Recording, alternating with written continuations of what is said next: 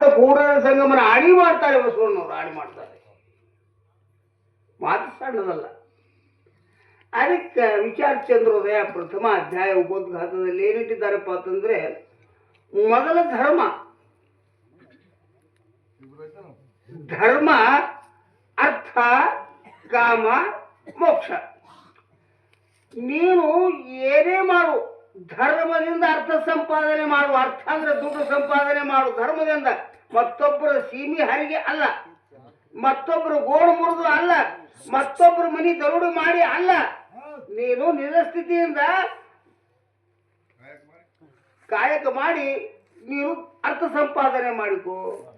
ನಿನ್ನ ಕಾಮಾದಿಗಳು ಇಚ್ಛೆ ಎನಿಸಿಕೋ. ಅಂದ್ರೆ ನೀನು ಕೆಲಸ ಏನೇನದಾವ ಅಷ್ಟು ಎಲ್ಲ ಈ ಧರ್ಮದಿಂದ ಗಳಿಸಿದಂತಹ ದುಡ್ಡಿನಿಂದ ನೀನು ನಿನ್ನ ಕಾರ್ಯಗಳನ್ನ ನಿವೃತ್ತರಾಗಿ ಮಾಡ್ಕೋ. ಆ ಬಳಿಕ ಮೋಕ್ಷಕ್ಕೆ ಹೋಗ್ಲಿಕ್ಕೆ ಅಧಿಕಾರಿ ಆಗ್ತಿ, ಇಲ್ಲಾಂದ್ರೆ ಆಗೋದಿಲ್ಲ ಅಂತ ಹೇಳ್ತಾರೆ ಮಹಾತ್ಮರು.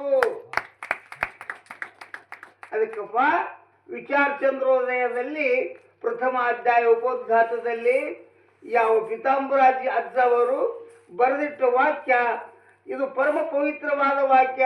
ಇದು ನನಗೊಬ್ಬನಿಗೆ ಅಲ್ಲ, ಇಡೀ ಜಗತ್ತಿಗೆ, ಇಡೀ ಜಗತ್ತಿಗೆ ಇದು ಮುಖ್ಯವಾದಂಥ ವಾಕ್ಯ. ಅದಕ್ಕೆ ನಮ್ಮ ಗೋಪಾಲ್ ಡಾಕ್ಟರ್ ಭರಮಕೋಳಿ ಅವರು ಬಂದು ಪ್ರಶ್ನೆ ಮಾಡಿದ್ರು, ಬಹಳ ಸಂತೋಷ.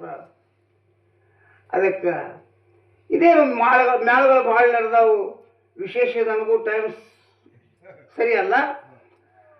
ಇನ್ನು ಕವಿಗಳು ಯಾರಪ್ಪ ಅಂದ್ರೆ, ಕವಿ 2 ಅಕ್ಷರದವ. ಕ ಅಂದ್ರೆ ಕಲ್ಪನೆ, ವಿ ಅಂದ್ರೆ ವಿವಿಧವಾದ ಕಲ್ಪನೆಗಳು. ಜೋ ನ ದೇಖಾ ರವಿ ಓ ದೇಖಾ ಕವಿ ಅಂತ ಹಿಂದಿ ವಾಕ್ಯಗಳು ಬಂದಿದೆ. ಸೂರ್ಯ ಕಾಣಿಸಲಾರದಂತಹ ವಸ್ತು ಕಣ್ಕಂಡು ಕವನ ಮಾಡಿದ್ದಾರೆ ಕವಿಗಳು, ಕವಿಗಳಿಗೆ ಬಿರುದು ಬಂದ. ಸ್ವಂತ ತಮ್ಮ ಮೈಗೆ ಬೆಂಕಿ ಹಚ್ಕೊಂಡ್ರೆ ಊದಿನ ಕಡ್ಡಿ ಹೆಂಗೆ ತನ್ನ ಮೈಗೆ ಬೆಂಕಿ ಹಚ್ಕೊಂಡು ಮತ್ತೊಬ್ಬರಿಗೆ ಸುವಾಸನೆ ಕೊಡ್ತದಲ್ಲ, ಆ ಪ್ರಕಾರವಾಗಿ ಪುಣ್ಯಾತ್ಮರು ಇವತ್ತು ಲಿಂಗೈಕ್ಯರಾಗಿ ಕೂತಿದ್ದಾರಲ್ಲ, ಆ ಪುಣ್ಯಾತ್ಮರು ತಮ್ಮ ಮೈಗೆ ಬೆಂಕಿ ಹಚ್ಚಿಕೊಂಡು ಸಾವಿರಾರು ಪದ್ಯಗಳನ್ನು ಮಾಡಿ ನಮ್ಮ ಭಾರತ ತುಂಬ ಎಲ್ಲ ಬೀರಿದರು. ಎಷ್ಟೋ ಮಂದಿ ಕಲಾವಿದರು, ಕವಿಗಳು, ಹಾಡುಗಾರರು, ಎಷ್ಟೋ ಮಂದಿ ಇವತ್ತ ಆ ಪುಣ್ಯಾತ್ಮ ಕೈಲಾಸಕ್ಕೆ ಹೋಗಿ ಮುಟ್ಟಿದ್ರೆ ಸಹಿತ ಅವನ ಕವನಗಳ ಹಾಡಿ ನಾವೆಲ್ಲ ರಕ್ಷಣೆ ಆಗ್ತಾ ಇದ್ದೀವಿ. ಸಣ್ಣದಗಲಲ್ಲ ಅವರ ಕವಿ ಅಂದ್ರೆ ಸಾಧಾರಣ ವಸ್ತು ಅಲ್ಲಪ್ಪ. ಅದಕ್ಕಾಗಿ ಆ ಪುಣ್ಯಾತ್ಮರ ವರ್ಣನೆ ನಾವು ಎಷ್ಟು ಮಾಡಿದ್ರು ಕಡಿಮೆ ಐತಿ. ಏನೋ ಇವತ್ತ ನಾನು 2 ವರ್ಷದ ಹಿಂದೊಮ್ಮೆ ಬಂದಾಗ ಅಪ್ಪಣ ಕಾಕ ಅವ್ರ ಮನೆತನದಲ್ಲಿ ನಮ್ಮ ಶ್ರೀಮಂತಣ್ಣವರು ಅವ್ರ ಮನೆತನದಲ್ಲಿ ಒಂದಿಷ್ಟು ಬುಕ್ಕ ಕಾಯ್ದಿಟ್ಟಿದ್ದಾರೆ. ನಾನು ನೋಡಿ ಬಹಳ ಸಂತೋಷ ಆಯಿತು. ಅದಕ್ಕೆ ಈಗ ನಾವು ಸರ್ವಸಾಧಾರಣ ನೋಡ್ಲಿಕ್ಕೆ ಹತ್ತೀರಿ. ಅತ್ನಿ ಸಿದ್ದರಾಮ ಭೈರಿ ಮುತ್ತಿ ಅವರು ಬುಕ್ಕ ಎಲ್ಲಿಟ್ಟು ಹೋದ್ರು ಅದು ತಪಾಸಣೆ. ತೀರ್ದಾದ ಅವ್ರ ಮನ್ಯಾಗೂ ಏನೂ ಉಳಿಲಿಲ್ಲ, ಹಲಸಂಗಿ ಅವ್ರ ಮನ್ಯಾಗ ಉಳಿಲಿಲ್ಲ, ಸಾವಳಿಗೆ ಅವ್ರ ಮನ್ಯಾಗ ಉಳಿಲಿಲ್ಲ, ಮತ್ತು ಬೀಬಿಂಗಳಿಗೆ ಅವ್ರ ಮನ್ಯಾಗ ಏನೂ ಉಳಿಲಿಲ್ಲ, ಆಲ್ಗೂರ್ದವ್ರ ಮನ್ಯಾಗ ಉಳಿಲಿಲ್ಲ. ಯಾವ ನಮ್ಮ ಇಲ್ಲಿ ಬಾಡಿಗೆ ಮನ್ಸೂರ್ ಭಾಯಿ ಅಂತೆ, ಶಿವನೂರು ಗೋವಿಂದ ಹುಳಿ ಅಂತೆ ಅನೇಕ ಮಂದಿ ಕವಿಗಳಾಗಿ ಹೋಗಿದ್ದಾರೆ. ಯಾರ ಮನ್ಯಾಗೂ ಏನೂ ಉಳಿದಿಲ್ಲ. ಇವತ್ತು ನಮ್ಮ ಅಪ್ಪಣ ಕಾಕ ಅವ್ರ ಮನೆತನದೊಳಗೆ ಒಂದಿಷ್ಟು ಪದ್ಯಗಳು ನೋಡಿ ನಾನು ಬಹಳ ಸಂತೋಷಪಟ್ಟಿದ್ದೆ. ಅದಕ್ಕೆ ಅವರು ಮಾಡಿದ ಕಷ್ಟ ಸಣ್ಣದಲ್ಲ. ಅದು ಪಾರಂಪರಿಕವಾಗಿ ಕವನಗಳು ಅಮರವಾಗಿ ಉಳಿದು ಅಂದ್ರೆ ನಮಗೂ ನೋಡ್ಲಿಕ್ಕೆ ಸಂತೋಷ ಆಗ್ತದ, ಹಾಡ್ಲಿಕ್ಕೆ ಸಂತೋಷ ಆಗ್ತದ, ಅದರಿಂದ ಜೀವನ ಸುಖಿ ಆಗ್ತದೆ ಕಲಾವಂತರದು. ಅದಕ್ಕೆ ಈ ಮಾತನ್ನ ಯಾಕೆ ಹೇಳಬೇಕಾಗಿತ್ತಂದ್ರೆ, ಕವಿಗಳು ಮಾಡಿದ ಕಷ್ಟ ಸಣ್ಣದಲ್ಲ, ಅವರು ಮಾಡಿದ ಉಪಕಾರ ಅಂದ್ರೆ ಈಗ ಅವರು ಗಳಿಸಿ ಇಟ್ಟದ ಕವನಗಳು ನಾವು ಎಷ್ಟೋ ಹಾಡಿ ಹೊಟ್ಟೆ ತುಂಬಿಸ್ಕೋತೀವಿ. ಎಷ್ಟೋ ಮಂದಿಗೆ ಸ್ಟೇಜಿನ ಮೇಲೆ ಸಾಕಾಗುವಷ್ಟು ದುಡ್ಡು ನಿಮ್ಮ ಕಿಶೆದೊಳಗೆ ಇರಲಿಲ್ಲ ಅಂದ್ರೆ ಸಹಿತ ಅಷ್ಟು ದಾನ ರೂಪಕವಾಗಿ ಈ ಹಾಡುಗಾರರಿಗೆ ಕೊಟ್ಟರು. ಇವತ್ತು ಎಷ್ಟೋ ಸಂತೋಷ ಆಯಿತು. ಅದು ಯಾರು ದುಡ್ಡ ಅಂತಂದ್ರೆ ಅಪ್ಪನ ಹೊಸ್ತಾದ್ರು. ಅವ್ರ ಪಾದಕ್ಕೆ ಹೋಗ್ಬಿಡ್ತು, ನಿಮ್ಗೆ ಪುಣ್ಯ ಬರಿತು. ಆ ಪುಣ್ಯಾತ್ಮರಿಗೆ ಜೀವನ ರಕ್ಷಣೆಗೆ ಒಂದು ಮಾರ್ಗ ಆಯಿತು. ಅದಕ್ಕೆ ಗುರುವೆಂದು ಭಾವಿಸಿ ನರನೆಂದು ಜರಿದೊಡೆ ಹರನ ಕೃಪೆಯು ತಪ್ಪಿ ಭವಾಂತರ ಪುಟ್ಟಿ ತಿರುಗುವುದೇ ಸತ್ಯ ನಿಜ ಶರಣ ಅಂತ ಮಹಾತ್ಮರು ಹೇಳ್ತಾರೆ. ಅಪ್ಪಣ ಹೊಸ್ತಾದ್ರು ಆಯ್ತ ಅವನು ಕವಿ ಇದ್ದ. ಅಲ್ಲೋ ಅಲ್ಲ ಅಲ್ಲ ಹಂಗಲ್ಲದು. ನೆರೆ ನಂಬು, ಚರಣಕ್ಕೆ ನೆರೆ ನಂಬು. ನೆರೆ ನಂಬು ಅಂದ್ರೆ ಹೆಂಗ? ಚೆನ್ನಾಗಿ ನಂಬು. ಚೆನ್ನಾಗಿ ನಂಬು ಅಂದ್ರೆ ಹೆಂಗ ನಂಬು? ಬೇಕಾದಂತ ಆಪತ್ತು ಕಾಲ ಬಂದ್ರೆ ಸಹಿತ ಗುರುವಿನ ಪಾದ ಬಿಡಬೇಡ, ಗುರುಪಾದದಿಂದ ಅಗಲಬೇಡ.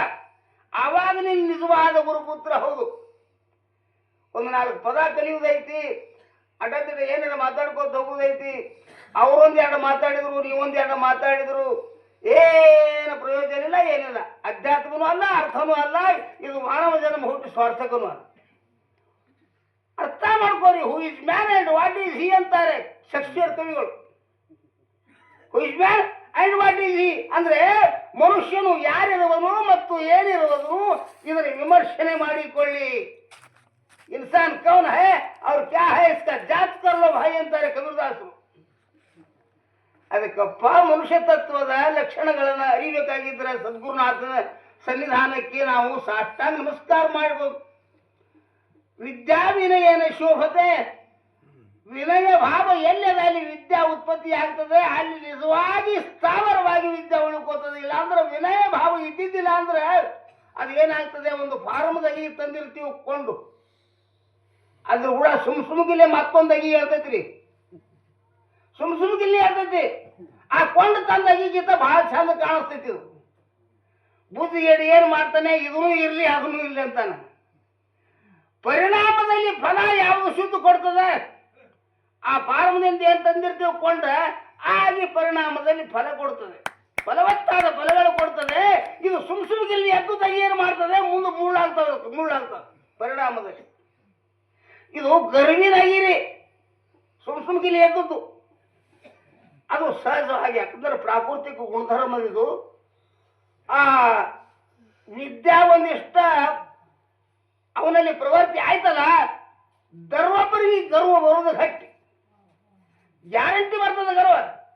ಅದಕ್ಕೆ ಸದ್ಗುರುನಾಥನ ಸನ್ನಿಧಾನಕ್ಕೆ ಹೋಗಿ ಇದನ್ನು ನಾವು ಹ್ಯಾಂಗ ಬಚ್ಚಿಟ್ಕೋಬೇಕು ಅನ್ನುವಂಥದ್ದು ವಿಚಾರ ಮಾಡಿಕೊಂಡು ನಾವು ವಿನಯ ಭಾವದಿಂದ ನಡೆದಿದ್ದಾಗಿದ್ರೆ ಯಾವಾಗಲೂ ಸದ್ಗುರುನಾಥ ನಮಗ ಅಪ್ಪಣ ತಕ ಹಗಲಿರೋ ರಾತ್ರಿ ಹಗಲು ಸ್ವಪ್ನದಾಗ ಅಷ್ಟೇ ಅಲ್ಲ, ತಾನು ಬಂಗಾರದ ಬುದ್ಧಿ ಕಟ್ಕೊಂಡು ನಮ್ಗೆ ಮೇಲೆ ಹತ್ತಾರ ರಕ್ಷಣೆ ಮಾಡ್ಲಿಕ್ಕೆ.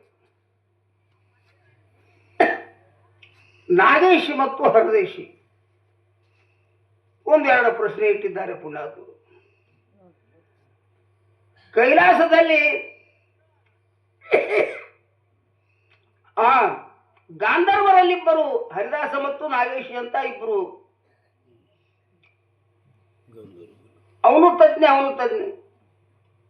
ಇಬ್ರು ಬಹಳಷ್ಟು ಓದ್ಕೊಂಡವರು.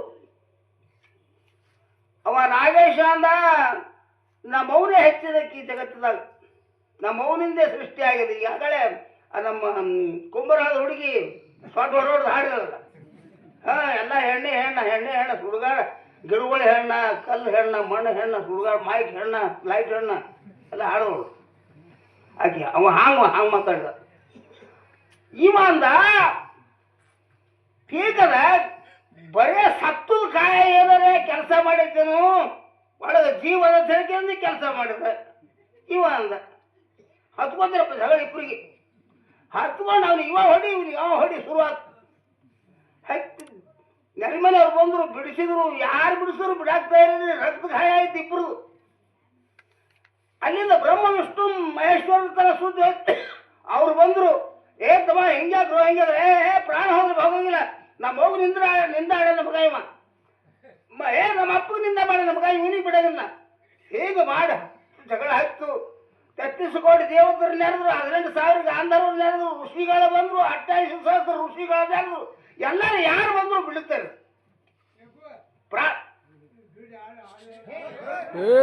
ಏನ್ ತಿಳಿಯತೈತಿ? ಯಾರವ ಯಾರ